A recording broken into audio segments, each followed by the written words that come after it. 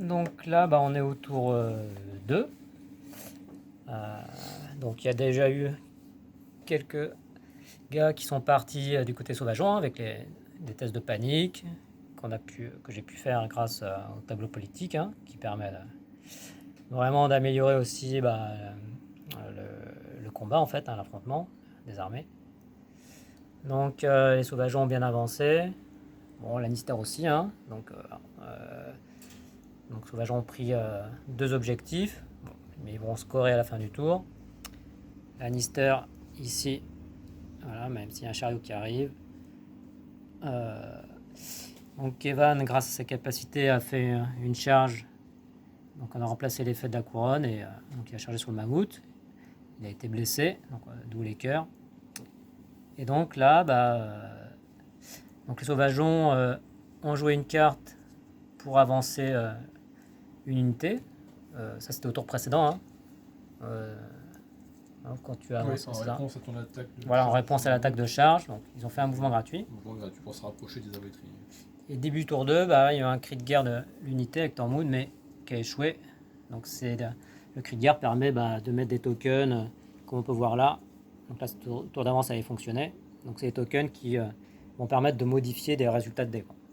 Donc ça permet de maîtriser, de contrôler un petit peu tout ce qui est aléatoire. Donc là, il va y avoir une charge.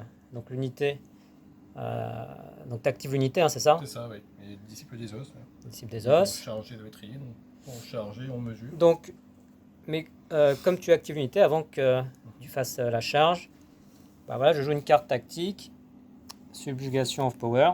Donc tu dois faire un test de morale. Donc comme il y a le tas de cadavres, tu vas avoir -1. Donc ils ont un moral de 6. Donc ils ont un moral de 6 à la base.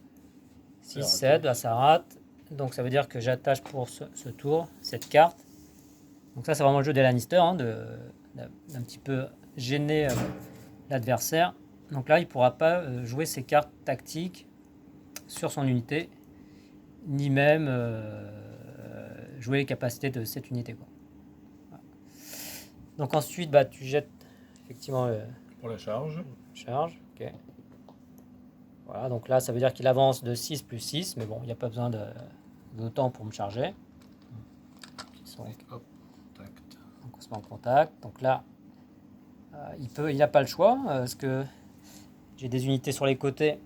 Sinon, il aurait pu se mettre à 50% à gauche, 50% à droite.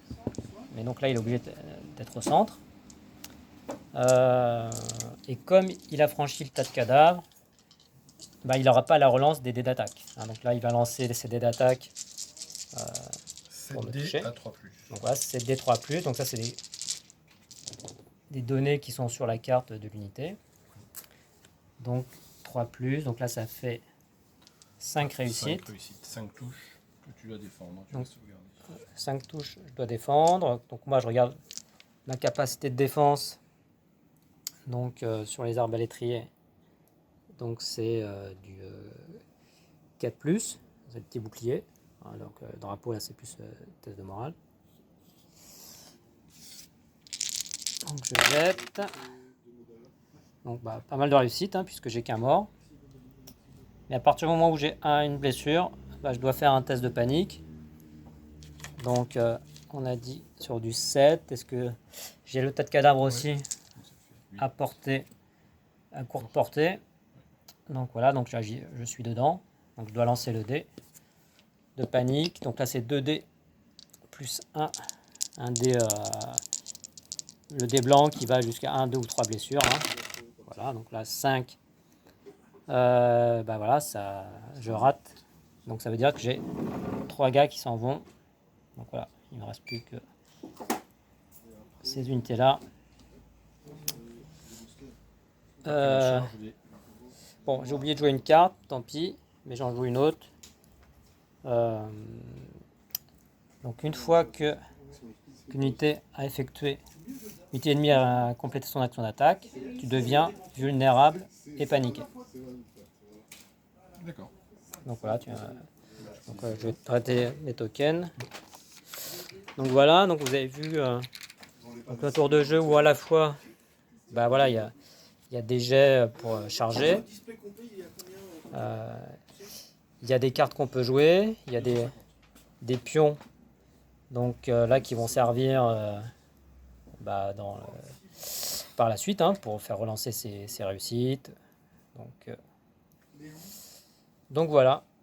Donc bah là, ça va être à mon tour de jouer. Mais là, ça vous donne une idée déjà de ce qu'on peut faire quand on joue une activation. Et vous voyez aussi que bah, l'adversaire, moi en l'occurrence, là, bah, je reste pas passif. Je peux jouer mes cartes. J'ai des choses à faire pendant que mon adversaire joue.